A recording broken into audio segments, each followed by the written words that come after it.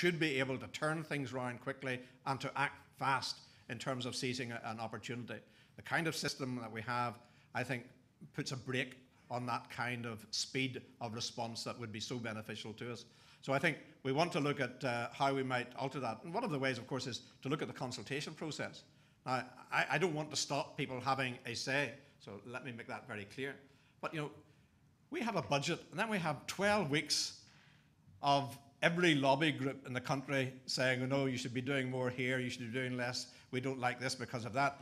Now, in Westminster, you have a budget one day and a finance bill the next, and that's the case probably anywhere else in any civilized democratic society. So, you know, we have this process which is there to slow us down, but much of that consultation process came about because of direct rule, because there wasn't local engagement, and it allowed some veneer of democracy to appear for direct rule. I think we have to start looking at how we can do things better, quicker, more effectively, and more efficiently. Thank you. I'm conscious that we need to draw things to a close, but if there are one or two burning questions that anyone has, I'm keen to take the gentleman there. Morning, First Minister. Kevin Houston, Houston Solutions. My question's kind of related to your last, and taking a different approach to the public sector reform. Have you considered, with your colleagues, Francis Maud's initiative around mutualisation? In other words, driving the right behaviour in public sector by incentivising those who are willing to take a lead and introduce reforms? I think one of the tasks that we will have over the next 4 years is to look at the public sector. We have been doing that in some peripheral way. We've started to bear down on absenteeism. We are starting to reduce numbers within the civil service. But there are cultural issues within the civil service that I think need to be addressed. I don't want to give the impression that I believe that the civil service is rubbish. I have a very different opinion than that. We have some really well-committed civil servants who do a tremendous job, but there are others who have a very different culture and look at life in a very different way. I think the civil service needs a shake-up, and without saying too much at this stage, because it is necessary to get agreement, and sometimes by being too out front on these issues it becomes harder to get agreement. But I think that generally people will accept that there does need to be a change of culture in the civil service. We have to move to a can-do attitude. I mean, planning is an example where, you know, planners start from the position of you can't have it now, why should you?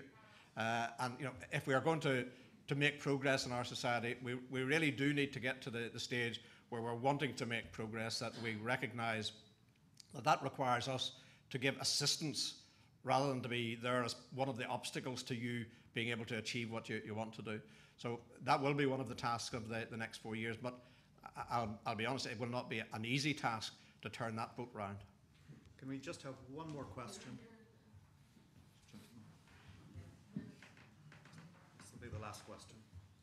Kieran Timoney from Wellington International.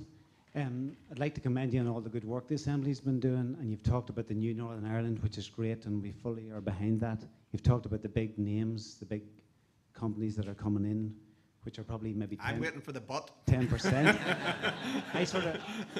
I represent a locally owned SME, and we have found over this last 4 years difficulties that we're having. There's no access really to the Assembly, the ministers in the Assembly in particular. We've lost about 20 jobs over this last 4 years as a direct result of decisions that were made by the Department of Regional Development. And when we have gone to talk or look to speak to ministers, we've received nothing but sympathetic letters to say that really they weren't interested in speaking to us about our issues. So would there be any chance that the Assembly could open up a wee bit more to the smaller businesses? We still have 45 employees. We're maybe small, but we think it's all those 45s that are important going forward. Yeah, well, can I say that while I can't lay down strictures for any other party, all of my ministers have very clear instructions that they are there to meet the local community. I have never refused to see a delegation. Some of my officials might have tried to keep them away from me, but I have never refused to see any delegation that wanted to come and see me, because that is the purpose of devolution, to have elected representatives who are accountable to the community, close at hand, so that they understand what is going on, and they're not going to understand what is going on unless they speak to people, unless they hear what the difficulties are. So the door is open to the business community, and while we'll not be able to see everybody on the same day, we can certainly fit people in and hear what their difficulties are. The first stage should be to speak to a local representative. Every time a local representative wants to bring a delegation to see us, my party ministers have seen them.